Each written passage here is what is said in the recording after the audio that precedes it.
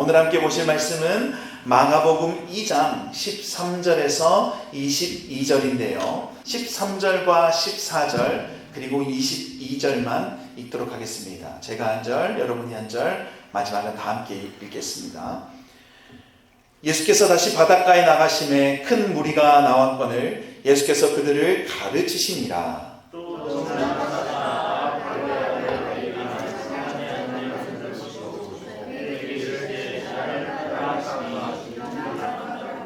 22절 함께요. 새 포도주를 낡은 가죽 부대에 넣는 자가 없나니 만일 그렇게 하면 새 포도주가 부대를 터뜨려 포도주와 부대를 버리게 되리라. 오직 새 포도주는 새 부대에 넣느니라 하시니라. 아멘. 우리 앉으시면서 은혜를 사모합시다.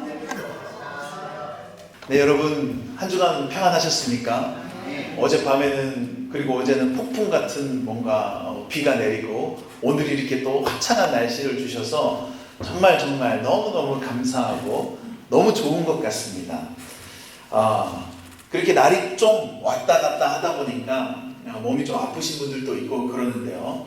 우리는 예배를 드려야 하는 예배자들이기 때문에 여러분 절대 아프시면 안 됩니다. 우리 그런 의미로 한번 이렇게 인사할까요? 아프지 마세요. 아프지 마세요, 여러분. 저는 한 달에 한 번 혹은 두 번 정도 야구를 하는데요. 이쪽 지역에서 야구를 좋아하시는 분들이 모여서 RTB 교회 성도님들 중심으로 이루어진 팀입니다.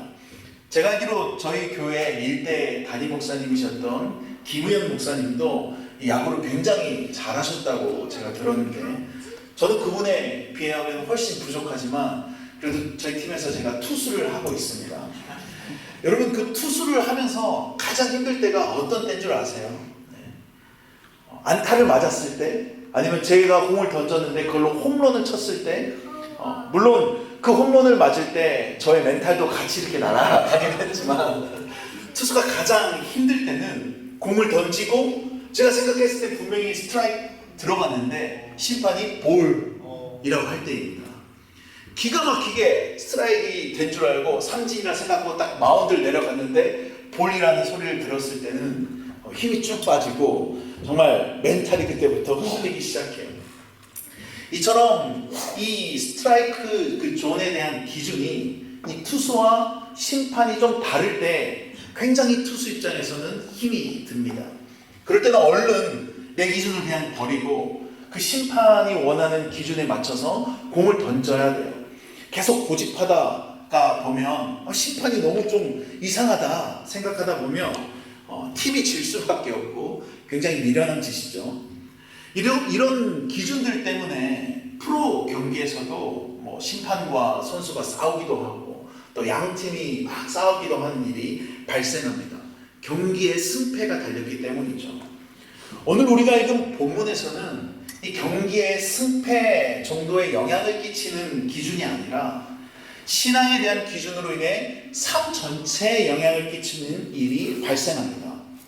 함께 읽은 본문에서는 두 가지 사건이 소개되고 있는데요. 다른 하나는 예수님께서 레위를 제자로 부르시고 그의 집에서 식사하신 일이에요.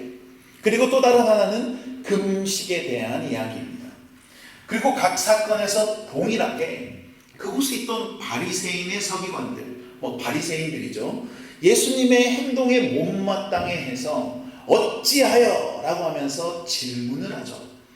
어떤 질문인지 그리고 어떤 상황이었는지 나의 기준이 아닌 예수님의 기준으로 라는 제목으로 오늘 말씀을 전하겠습니다. 먼저 첫 번째 질문은 16절에 나타나는데요. 우리 16절을 한번 함께 읽어보실까요? 시작.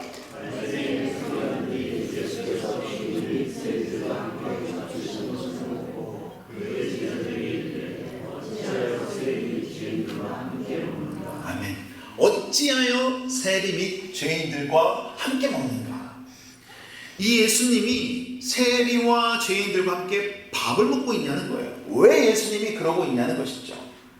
이 일의 시작은 바닷가에서부터인데요. 13절 보시면 예수께서 다시 바닷가에 나가심에 큰 무리가 나왔거늘 예수께서 그들을 가르치시니라. 계속해서 주님은 갈릴리 그 호수 주변으로 사역을 하고 계셨습니다. 그 과정 중에 바닷가, 갈릴리 해변으로 가신 것이고 역시 많은 사람들이 예수님을 따랐어요. 여러분, 그곳이 어떤 곳입니까? 정확히 같은 해변인지는 알 수가 없지만 바닷가, 해변가는 평범하게 그냥 어업을 하고 있던 어부들에게 예수님이 찾아가셔서 부르시고 그들이 그들의 그물과 배를 버리고 따랐던 장소였습니다. 거기서도 마찬가지로 예수님은 무리를 향해서 하나님 나라를 전하셨고 그리고 많은 사람들이 고침을 받았고 새로운 시대가 열렸음을 전파하시며 가르치셨던 것 같아요. 그리고 이번에는 어부들이 아니라 세리 한 사람을 제자로 부르시는데 14절에 또 지나가시다가 알페오의 아들 레위가 세관에 앉아있는 것을 보시고 그에게 이르시되 나를 따르라 하시니 일어나 따르니라. 어부들을 제자로 부르신 상황과 매우 유사합니다. 예수님께서 그때와 마찬가지로 해변가를 지나고 계셨어요. 아마도 그 해변가에는 굉장히 다양한 사람들이 있을 거예요. 베드로처럼 어업을 하던 사람들은 그물을 깁거나 배를 청소하거나 또 잡은 물고기를 정리하고 있었을 거고요. 어떤 사람들은 그 물고기를 파는 사람도 있을 거고 그 물고기를 사려고 온 손님들도 있었을 겁니다. 그 바닷가는 그 지역의 경제의 중심이었기 때문에 다양한 사람들이 그곳에 있었을 것이고 그 중에는 세리들도 있었던 것이죠. 본문에서는 알페오의 아들 레위가 세관에 앉아 있었다고 하는데 이 레위는 세리, 그러니까 요즘으로 하면 세무공무원, 세관이었습니다. 당시 이 세리들은 사람들에게 매우 안 좋은 인식이 있었는데요. 왜냐하면 로마를 위해 세금을 걷었고 또 세금을 부당하게 많이 거두면서 그들의 부를 축적했기 때문이에요. 마치 과거 한국이 일본의 식민지였을 때 한국 사람들 중에 일본의 앞잡이로 그런 매국노들이 있었던 것처럼 이 세리들은 이스라엘 사람들에게는 적보다 더 미운 사람들이었습니다. 안 그래도 별로 마음에 들지 않았는데 그들은 그들이 가진 그런 공권력을 이용해서 사람들을 착취했던 것이죠. 세리들은 로마나 헤롯 왕에게 일정한 금액만 보내면 그 나머지는 다 자기가 가져도 되었어요. 그렇다 보니까 과하게 세금을 뜯어냈습니다. 다 사람들이 실험하고 상종도 안 하고 싶었던 부류였죠. 이렇게 사회적으로 세리들은 나라를 팔아먹고 자신들의 이 배만 불리기 위해 사는 놈들로 모든 사람이 싫어했어요. 뿐만 아니라 이들은 무역을 하는 상선에게도 세금을 받아야 하고 그랬기 때문에 이방인들과도 자연스럽게 늘 접촉할 수밖에 없는 어떤 환경에 처해 있었습니다. 그렇다 보니까 부정한 이방인들과 함께하는 그런 부정한 존재로 같이 취급당했던 거죠. 이렇게 세리들은 예수님 시대에 사회적으로나 또 종교적으로나 죄인 중에 죄인으로 도둑이나 범죄자들 혹은 몸을 파는 창녀들과 같은 취급을 당했습니다. 그래서 한 기록에 의하면 이 세리들은 회당에서 다 파문을 당했다고 해요. 그런 세리 중에 한 사람이었던 레위는 그날도 역시 바닷가에서 사람들에게 또는 해외에서 오는 무역상들에게 세금을 걷고 있었던 것이죠. 그리고 예수님께서 지나가시다가 그 장부와 돈뭉치와 함께 앉아있는 레위를 보셨고 그에게 나를 따르라 라고 하신 겁니다. 그런데 왜 굳이 세리 레위를 부르셨을까요? 예수님께서 그를 부르신 이유를 정확하게 본문은 설명하고 있지는 않지만 본문에서 예수님은 보시고 라고 하고 있죠. 이 의미가 어떤 것인지 우린 지난주 말씀을 통해 다 이해하고 있습니다. 여러분, 중풍병자를 고치실 때 무엇을 보셨습니까? 그들의 마음을 보시고 고치셨죠. 또 그 자리에서 똑같이 앉아 있었지만 그들의 마음 속에서 예수님을 판단하고 있었던 서기관들의 그 중심도 주님이 보셨습니다. 그래서 마가복음 2장 8절에 그들이 속으로 생각하는 줄을 예수께서 곧 중심에 아시고 이르시되 어찌하여 이것을 마음에 생각하느냐. 그런 것처럼 오늘 본문에서 예수님이 레위를 보셨다라는 것은 그 깊은 의미는 레위의 마음, 레위의 중심을 보셨다는 거예요. 아마도 그의 삶에는 어떤 영적인 갈망과 주님을 원하는 마음이 있었던 것 같아요. 세리였던 그는 경제적으로 부유했습니다. 일반적인 사람들보다 배움도 더 많이 배웠어요. 생각해 보세요. 무역하는 것을 상대했으니까 언어도 하나가 아니라 2개 이상은 했을 겁니다. 그리고 숫자에 대한 개념은 당연히 일반 사람보다 뛰어났겠죠. 그러나 사회적으로 누구보다 외로웠고 고립되었고 내가 지금 이렇게 사는 게 맞나 싶은 생각들, 죄인이 가진 어떤 영적 갈망과 두려움이 있었을 거예요. 왜 이렇게 생각할 수 있냐면 이 레위가 예수님을 만나고 난 뒤에 반응을 보면 그 순간을 기다렸다는 듯이 그런 모습을 보입니다. 같은 사건이 기록된 누가복음 5장 이렇게 말씀하는데요. 5장 27절과 28절 우리 함께 한번 읽어보실까요? 시작. 그 후에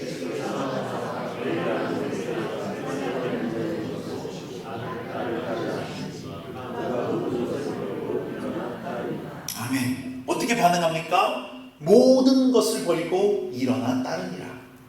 뿐만 아니라 그 다음 절에는 따르는 것만으로 부족하지 않았던 것 같아요. 레위가 예수를 위하여 자기 집에서 큰 잔치를 하니, 예수님을 위해 큰 잔치를 벌입니다. 얼마나 기쁘고 감사했으면 모든 것을 버리고 예수님을 따르고 또 집에 가서 큰 잔치를 벌일까요? 그냥 예수님과 제자들만 대접한 게 아니라 많은 사람들을 모아놓고 자신의 어떤 이제 제자됨을 공포한 것과 같은 상황인 것이죠. 앞서 살펴본 것처럼 세리 레위는 경제적으로도 부유했고 배운 것도 많았고 능력도 많았습니다. 그러나 사람들 사이에서는 매국노 취급을 당하면서 죄인 취급을 받았던 그의 그 중심, 마음에는 자신의 삶에 대한 회의도 있었을 것이고 영적으로 깊은 번뇌와 갈망함, 죄인으로서 당당하게 살아가지 못하는 것들이 있었을 거예요. 그런 그에게 예수님이 나타나신 것이죠. 그는 예수님에 대한 소문을 당연히 들었을 것이고 실제로 그 앞에서 예수님이 가르친 것을 들었을 수도 있습니다. 여러분, 우리가 잘 아는 성경에서 가장 키가 작은 사람은 누가 있죠? 이런 성경에 삭개오가 있죠. 삭개오도 세리장이었습니다. 그런데 그가 예수님이 오는 소식을 듣고 그런 갈망함에 나무 위로 올라가기도 했죠. 그처럼 본문의 레위도 예수님께 자신의 인생을 한번 맡겨보고 싶다. 다들 나를 향해서 죄인이라고 손가락질하고 이렇게 하는데 내가 이런 삶이 진짜 맞는가? 라고 하면서 그의 삶을 해결하고 싶었을 거예요. 그 마음, 그 중심을 예수님이 보셨던 것이고 나를 따르라라고 하신 것이죠. 그리고 그 레위가 주님을 일어나 모든 것을 다 버리고 일어나 따르고 집에 가서 큰 잔치를 벌였습니다. 그래서 다시 마가복음 본문으로 돌아와서 본문 15절에 그의 집에 앉아 잡수실 때 그 잔치 가운데 먹고 있던 거죠. 많은 세리와 죄인들이 예수와 그의 제자들과 함께 앉았으니 이는 그러한 사람들이 많이 있어서 예수를 따름이더라. 죄인이었던 세리 레위였기 때문에 그가 초청할 수 있는 사람도 그와 비슷한 세리들이나 죄인들밖에 없었던 것이죠. 그런데 여러분, 이 자리에 누가 또 있었냐면 세리와 레위, 그런 죄인들 뿐만 아니라 제자들도 있었어요. 그때 이 제자들의 심정이 어땠을까요? 바닷가에서 레위를 부르시고 레위의 집으로 가셔서 식사를 하고 있는 예수님, 그리고 그 옆에 모여있는 그 어부들이었던 제자들, 아마 이 4명의 어부 출신 제자들은 별로 이 상황이 그렇게 편하진 않았을 것 같아요. 이들은 바닷가에서 어업을 하면서 세리들이라고 하면 정말 학을 뗐어요. 마치 한국의 이 조직폭력배들이 시장에서 막 이렇게 상인들을 향해서 돈을 뜯는 것처럼 어업을 하고 돌아오면 어김없이 찾아와서 세금을 걷어갑니다. 많이 잡히는 날에는 많이 잡았다고 많이 걷어가고 적게 잡히는 날에는 그래도 기본적인 것은 내야 되지 않냐고 또 걷어가요. 이런 원수 같은 세리였는데 그런 세리들 중에 한 명을 예수님이 부르고 계신 거예요. 이제 자신들과 함께 동고동락하게 된 겁니다. 어쩌면 예수님과 레위의 대화를 옆에서 지켜보면서 이 오후 출신 제자들은 속으로 제발 예수님, 제발 저 인간은 부르지 말아주세요. 혹은 세리야 너는 우리랑 맞지 않아. 너는 제발 오지 마. 거절해. 막 이렇게 하지 않았을까요? 그러나 예수님은 그를 부르셨고 그 부르심에 가만히 있을 수 없었던 세리 레위는 모든 것을 다 버리고 예수님을 따랐고 예수님을 위해 그 집에서 큰 잔치까지 벌이게 되었습니다. 제자들은 그 잔치에 참여는 하고 있었지만 이게 맞나? 라는 생각에 굉장히 껄끄러워하고 있었을 거예요. 당시 죄인으로 인식되었던 몸이 아픈 자들이나 또 창녀와 같은 자들은 불쌍하기라도 합니다. 그런데 세리들은 돈도 많아서 잘 먹고 잘 살아요. 누가 그렇게 로마의 앞잡이 짓을 하라고 종용한 것도 아닙니다. 스스로 결정한 일이에요. 그러면 욕먹는 것까지 다 감수하고 그런 거 아닙니까? 이런 생각을 하면서 말이죠. 그런데 제자들보다 이 상황을 더 심각하게 생각했던 자들이 있는데 16절 우리 한번 함께 읽겠습니다. 시작. 바리새인의 서기관들이 예수께서 죄인 및 세리들과 함께 잡수신 것을 보고 그의 제자들에게 이르되 어찌하여 세리들이 죄인과 함께 먹나. 아멘. 바리새인이자 서기관들, 예수님의 모습을 보시고 제자들에게 물어요. 어찌하여 저 세리와 죄인들과 예수님이 함께 먹고 있느냐? 예수님이 식사를 하셨다는 것은 그때 당시 문화에서는 동일한 사람들끼리만 했습니다. 친구로 받아줬다는 것이고 단순히 그냥 밥 먹는 정도가 아니었어요. 따라서 종교적 열심이 있었던 바리새인들 그리고 지도자였던 서기관들은 죄인들과 겸상을 한다는 것은 있을 수 없는 일이었죠. 스스로 의롭게 되려고 늘 다른 사람들과 구별하고 그랬던 자들이 어떻게 해서든 죄인들로부터는 멀어지려고 했던 자들이었습니다. 그들이라면 이 죄인 세리와는 대화도 안 했을 것이겠지만 예수님이 그들과 식사까지 하신 거예요. 아니 어떻게 저런 죄인들과 같이 밥을 먹을 수 있냐는 거예요. 그에 대한 예수님의 대답 17절인데요. 예수께서 들으시고 그들에게 이르시되 건강한 자에게는 의사가 쓸데없고 병든 자에게라만 쓸데있느니 나는 의인을 부르러 온 것이 아니요 죄인을 부르러 왔노라 하시니라. 예수님이 뭐라고 하십니까? 건강한 자는 의사가 필요 없고 병든 자만 필요하다. 의인이라고 생각하고 의인이라고 스스로 여기는 자들에게 예수님은 필요 없다. 나는 죄인을 위해 왔다 라고 하신 겁니다.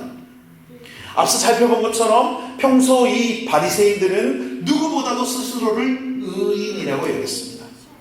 동시에 그들은 어떤 자들입니까? 자신들이 하나님 앞에서 정결하고 의롭게 살기 위해서 늘 구분되려고 하고 늘 선을 그었고 나는 저들과 달라. 나는 바리새인이야. 나는 의인이라 라는 인식을 가지고 살았습니다. 그래서 늘 소수였어요. 자기만 옳다고 생각했고 의인이 되는 기준은 이 정도는 돼야지 않냐고 늘 높였습니다. 어떤 면에서 요즘의 교회들이 모습이 이런 걸 보이고 있지는 않나 싶어요. 점점 교회로 오기 위한 문턱이 높아지고 있어요. 한국에서 제가 사역을 했을 때 설교를 하러 강단에 올라갔는데 한 청년이 예배당에서 들어오는 거예요. 그런데 교회에서 보기 힘든 차림이었습니다. 반팔 반바지에 슬리퍼를 신고 그 다음에 어떤 작은 이런 색을 메고 팔이나 다리에는 문신을 하고 있는 모습이었어요. 설교 중임에도 불구하고 딱 봐도 알 수 있는 정도였습니다. 예배가 끝나고 가서 반갑다고 하면서 제가 인사를 가서 하니까 잠깐만 난 담배 한 대 피고 오겠다고 하고 나가더라고요. 예배 끝났으니까 한 대 펴야죠. 참 힘들었을 거예요. 그렇게 다시 돌아왔고 어떻게 교회에 이 예배에 오게 됐냐고 물어봤더니 자기는 배달을 하는 일을 하는데 한국에는 이 오토바이 타고 배달하는 그 사람들이 엄청나게 많이 있습니다. 청년들이 많이 있는데 이들 중에는 물론 생계를 위해서 열심히 배달하는 분들도 있지만 일반적인 인식으로는 동네에서 껄렁껄렁 하는 사람들이 오토바이 타는 걸 좋아하고 하니까 막 그런 일을 한다는 인식, 아니 실제로도 그런 사람들이 많이 있습니다. 그런데 그 청년이 당시 그 제가 사역하던 교회에 배달을 하러 왔는데 너무 따뜻하게 맞이해줬다는 거예요. 그리고 그렇게 모여서 막 같이 이렇게 있는 모습이 너무 보기 좋아서 시간에 맞춰서 교회 예배에 온 겁니다. 너무 귀하죠. 아쉽게도 그 이후로는 이제 보지는 못했는데, 어쩌면 바리새인들이 의인이라는 기준을 높이 세워놓고 그 기준에 못 미치는 자들을 다 죄인 취급하는 것처럼 우리 교회들이 교회로 오는 문턱을 너무너무 높여놨어요. 깨끗한 옷을 입어야 올 수가 있고, 그리고 어느 정도 배워야 올 수가 있고, 그리고 또 어느 정도 내세울 정도의 경제력은 있어야 교회에서 올 수가 있고, 흠잡힐 게 없어야 오는 것처럼 만들어놨다는 겁니다. 그래서 점점 사람들이 작은 교회로 오는 걸 꺼려하는 경우도 있어요. 왜요? 작은 교회에 오면 너무나 자신이 드러나니까요. 만약 그 청년이 예배가 한 1000석, 막 2000석 되는 엄청나게 그런 큰 교회에 예배를 드리러 왔다면 설교자 눈에 띄지도 않았을 거예요. 반면에 작은 교회는 작은 교회대로 또 색깔이 너무나 분명해서 사람들을 포용하기도 어려운 경우도 있습니다. 이러나 저러나 우리 교회들이 이런 바리새인과 같은 모습을 가질 때가 있다는 거예요. 그래서 우리만 의롭다. 여러분, 안 믿는 분들에게 한번 물어보십시오. 교회가 마음에 들지 않는 게 뭐가 있냐? 그러면 교회만 옳다라고 생각하는 그런 자세를 굉장히 싫어합니다. 오늘 본문과 똑같은 거죠. 하물며 이 바리새인들은 선한 사마리아 이야기를 통해 알 수 있듯이 죽어가는 자들도 그냥 내버려 두는데 멀쩡히 살아서 잘 먹고 잘 사는 세리들 쳐다도 보지 않았습니다. 이렇게 그들은 스스로 의롭다 여기고 세리들은 죄인이라고 생각했어요. 오늘 본문에서도 그런 기준으로 사람들을 바라보니 예수님께 어찌하여 세리와 죄인들과 함께 밥을 먹느냐 라고 한 것이죠. 내 기준에 맞지 않는다는 거예요. 내가 옳고 너는 틀렸다는 겁니다. 그래서 그들은 예수님도 필요 없어요. 자기가 옳으니까요. 그러나 그 자리에 있던 세리 레위는 모든 것을 버려두고 예수님을 따랐기에 그의 삶의 기준이 본인이 아니라 예수님이 된 것이죠. 그래서 본문에서는 세관에 앉아 있었지만 그 예수님을 만난 후에는 예수님 옆에 앉아 있었습니다. 여러분, 저와 여러분은 의인입니까? 죄인입니까? 죄인입니까? 만약 의인이라고 생각한다면 그 기준은 무엇입니까? 예수님의 기준에서는 아직도 먼 죄인인데 우리는 교회를 예배를 드리고 있기 때문에 그래도 아예 안 다니는 사람이니 그래도 우리는 의인이다 라고 생각할 수도 있죠. 반대도 마찬가지예요. 만약 우리가 죄인이라고 생각한다면 그 기준은 뭡니까? 예수님이 우리를 의롭다 하시고 우리를 자녀라고 하시고 우리를 사랑한다고 하시는데 우리가 우리의 모습을 보고 나는 아직도 죄인이야, 난 아직도 부족해.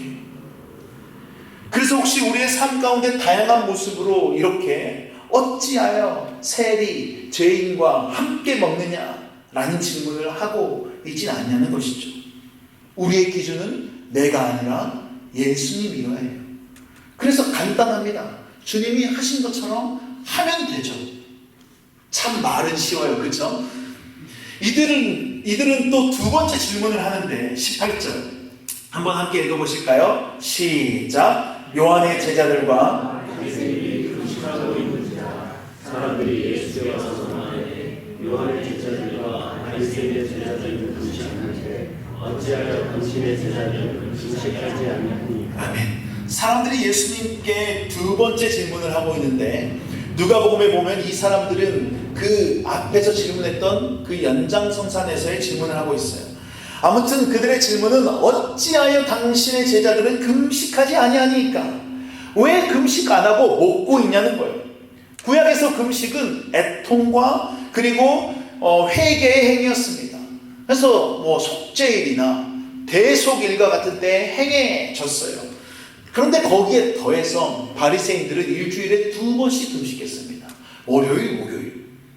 누가복음 18장 12절을 현대인의 성경으로 보면 나는 일주일에 2번씩 금식하며, 바리새인들은 일주일에 2번씩 금식하는 것을 자기 자랑으로 여겼습니다. 그래서 의롭다고 여겼죠. 뿐만 아니라 로마 통치 아래 있었던 그들은 하나님의 회복을 고대했기 때문에 이 금식이 그 회복의 수단이라고 생각했어요. 죄를 회개하고 모든 것을 우리가 준비하면 주님이 회복시킬 것이다. 그러니까 애통해하고 슬퍼해야 할 때라는 거예요.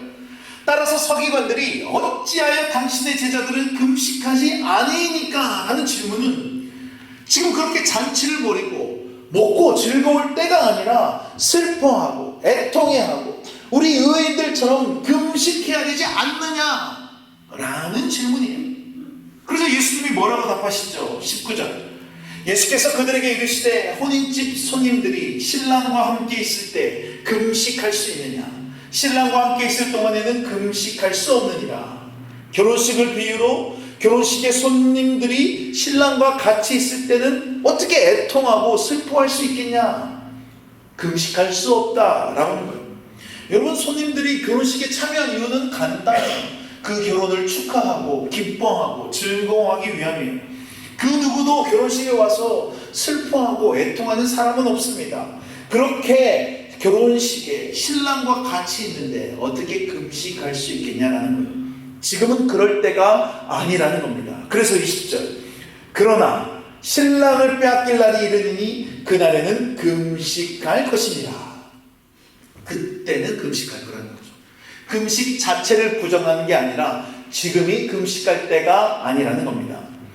그런 그들을 향해 예수님은 옷과 포도주의 비유로 그들의 행태를 지적하시는데요. 21절 함께 한번 읽어볼까요? 시작. 생물의 조각을 낡은 옷에 붙이는 자가 없나니 만일 그렇게 하면 죽은 새 것이 낡은 그것을 당기려 헤어진 이와 하게 됩니다. 아멘. 현대의 성경에는 이렇게 말씀합니다. 낡은 옷에 새 천조각을 대고 깁는 사람은 아무도 없다. 그렇게 하면 새로 기운 것이 낡은 옷을 잡아당겨 더 많이 찢어진다. 무슨 말이죠? 낡은 옷에 새 천조각을 붙이면 낡은 옷이 더 찢어져 버리기 때문에 낡은 옷과 새 천조각이 함께 할 수 없다는 거예요. 22절에서도 새 포도주를 낡은 가죽 부대에 넣는 자가 없나니 만일 그렇게 하면 새 포도주가 부대를 터뜨려 포도주와 부대를 버리게 되리라. 오직 새 포도주는 새 부대에 넣느니라 하시니라. 새로운 포도주를 낡은 그 가죽 부대에 담으면 이 포도주가 발효를 하다가 점점 부풀어져서 낡은 가죽 부대가 터져버리죠. 그래서 포도주를 버리게 됩니다. 따라서 새 포도주는 새로운 부대에 넣어야 된다는 거예요. 그러니까 지금 예수님은 바리새인들의 그 낡고 오래된 관습, 그들의 그런 고집을 지적하고 계시는 거예요.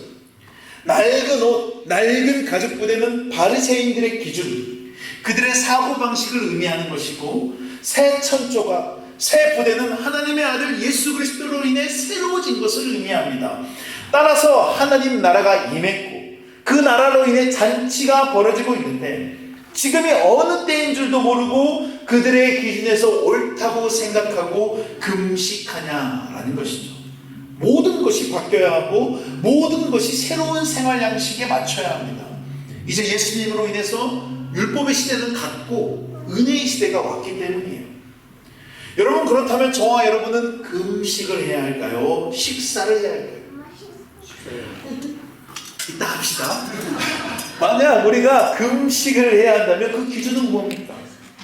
예수님의 기준에서는 지금 함께 먹고 마실 때인데 해야 하니까 하는, 우리가 지켜왔던 것들이니까 하는 금식을 하고 있지는 않습니까? 마치 교회 안에서도 이제까지 그렇게 해왔기 때문에 교회라면 이래야지, 교회는 이런 모습이어야 해 라고 우리가 우리의 기준으로 말하는 것처럼 말이죠. 최근에 제가 놀라운 소식을 하나 들었는데, 앞서 광고에서도 말씀드렸지만 원래 우리 교회는 2주에 한 번씩 제대로 된 식사를 했습니다. 그런데 나머지는 샌드위치나 핫도그, 그것도 엄청 맛있던데 아무튼 간편한 식사를 했어요. 그런데 이제 매주 식사를 한다고 해요. 너무 감사하지 않습니까? 이 소식을 듣고 정말 감사하고 기뻤습니다. 매주 맛있는 식사를 하게 된 것도 너무 좋은 일이지만 여러분, 그 식사를 매주 준비한다는 게 정말 쉽지가 않아요. 많은 교회들이 식사 문제 때문에 분란이 있기도 하죠. 저희가 뭐 어디 매주 주문해서 배달해서 먹는 게 아니잖아요. 누군가는 가서 장을 봐야 하고, 누군가는 손에 그러니까 요리를 하려고 칼을 들어야 하고, 누군가는 자신의 시간과 에너지를 쏟아야 이게 가능한 일인 거예요. 그런데 그 수고스럽고 애쓴 일을 교회를 위해, 성도님들을 위해 매주 하시겠다는 겁니다. 메뉴를 선정하는 것도 너무나도 어떤 면으로 심플하게 결정이 됩니다. 내가 생각하기에 이게 좋겠다라기보다 성도님들을 생각하면서 그 기준의 메뉴가 결정되는 것 같아요. 자기 기준을 내세우기보다 수고스럽지만 성도님들을 생각하며 그 메뉴를 결정하는 거죠. 정말 은혜이고 정말 감사합니다. 우리 교회 또 일원으로서 너무 기쁘고 자랑스럽습니다. 여러분, 만약 우리 기준으로 생각해 있다면, 우리 기준에 맞춰져 있다면 이렇게 매주 식사하는 건 하지 말아야 할 이유 100가지도 넘어요. 주말엔 좀 쉬어야 되지 않습니까? 그리고 누가 이걸 한다고 그렇게까지 알아줍니까? 음식에 자신 있는 분들도 있지만 저같이 자신 없는 분들도 계실 거고요. 누군가에게는 이 음식이 짤 수도 있고 누군가에게 또 싱거워요. 그런 피드백을 들을 때는 안 하고 싶겠죠. 또 때로는 교회가 밥 먹으러 다니는 곳이냐 하는 생각이 들 수도 있습니다. 우리가 가진 교회에 대한 기준들. 그러나 그 모든 것들을 내려놓고 지금은 금식할 때가 아니라 우리가 먹을 때다 라는 마음으로 교회와 성도를 위해 매주 식사를 하기로 결정한 거죠. 그런 점에서 정말 감사하더라고요. 본문에서 금식을 말씀하고 있기 때문에 제가 식사에 대한 이야기를 했지만 지금 우리 교회 곳곳에서는 자기 기준을 내려놓고 예수님께 기준을 맞추는 일들이 일어나고 있어요. 어린이들을 섬기는 것, 찬양과 미디어, 안내, 교회를 청소하는 것, 토요일 식사교제를 섬기는 것, 소그룹 공동체로, 라이드로 뭐 말하자면 끝도 없어요. 그러나 바리새인들은 자신들의 기준을 세웠기 때문에, 내세웠기 때문에 어찌하여 당신의 제자들은 금식까지 아니하니까 라고 한 것이죠. 그들이 생각하기에 지금은 금식할 때가 아니었던 거예요. 말씀을 마무리하겠습니다. 오늘 본문의 두 가지 질문을 통해 우리의 기준은 어디에 있는가를 돌아볼 수 있었어요. 첫 번째 질문, 어찌하여 세리 및 죄인들이 함께 먹는가? 세리와 죄인들과 함께 식사하는 예수님을 향해 던져진 질문이죠. 이렇게 바리새인들은 신앙의 기준이 자신들한테 있었기 때문에 그들 스스로 의인이라고 여겼고, 그들이 생각하기에 죄인이라는 사람들, 세리, 그리고 다른 죄인들과 함께 식사하는 예수님을 못마땅하게 생각했던 거예요. 그러나 예수님은 그 기준을 예수님의 기준으로 제시하셨죠. 나는 죄인을 위해 온 것이다. 두 번째 질문, 어찌하여 당신의 제자들은 금식까지 아니하니까? 당시 유대인들의 관습에 따라 금식까지 않는 것에 대한 질문입니다. 그들은 신앙생활의 기준이 자신들에게 있었기 때문에 그들이 정해놓은 율법을 어떻게 해서든 지키는 것이 중요했고, 그것을 어기는 자들은 다 잘못됐다고 생각했어요. 그러나 예수님은 결혼식 비유를 통해, 또 예수님과 함께 하는데 어떻게 애통과 슬픔으로 금식하느냐 라고 말씀하시면서 낡은 옷과 낡은 가죽 부대는 버리고 새 옷, 새 가죽 부대가 필요하다고 말씀하시죠. 예수님의 말씀대로 그들의 모습은 그저 낡은 옷, 낡은 가죽 부대에 불과한 것이기 때문에, 여러분, 우리의 신앙생활의 기준은 우리 스스로에게 있습니까? 아니면 우리 주님께 있습니까? 혹시 우리 마음 가운데 이것만큼은 포기하지 못한다, 누군가 어떤 얘기를 할 때 불편함이 드는 것이 있습니까? 혹시 나는 이걸 절대 바꾸지 않을 거야, 혹은 우리가 처한 상황에 어떤 어려움과 어떤 힘듦이 있어도 이 상황은 그냥 계속 이렇게 될 거야 라고 좌절하면서 그런 확신에 빠져 있지는 않습니까? 이런 생각들조차도 기준이 나한테 있기 때문에 할 수 있는 것이죠. 예수님을 믿으면 믿을수록 우리는 죽어가고 주님은 살아가야 하는데, 나의 기준은 사라지고 주님의 기준이 드러나야 하는데, 나는 못하지만 주님은 하실 거라는 그런 믿음이 자라나야 하는데, 점점 더 내 기준이 확고해지고 내 목소리가 더 커지고 내 경험에 더 확신이 생기는, 이런 점점 우리가 더 살아나고 있다면 얼른 우리를 죽여야 해요. 그래서 하나님이 사도 바울의 고백을 통해 이렇게 말씀하시죠. 고린도전서 15장 31절에 형제들아, 내가 그리스도 예수 우리 주 안에서 가진 바 너희에게 대한 나의 자랑을 두고 단언하노니 나는 날마다 죽노라. 나는 날마다 죽노라. 여러분, 우리가 이렇게 날마다 나를 죽이고 내 기준이 아니라 예수님의 기준으로 살아가므로 바리새이들처럼 저 멀리서 예수님을 보고 질문하고 그리고 의문을 품기보다 예수님 옆에서 함께 앉아 먹고 마시며 즐기는 세리 죄인들이 되기를 간절히 축원합니다. 우리 다 함께 일어나셔서 함께 찬양하고 기도하겠습니다. 우물가의 여인처럼 우리 마음을 다해 주님께 고백하며 나아가겠습니다.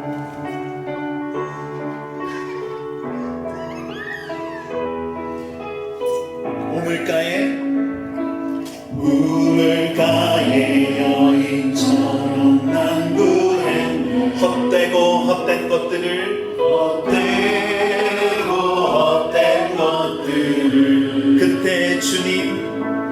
그때 주님 하신 말씀 내 세례와 생수를 마셔라. 오 주님 채우소서.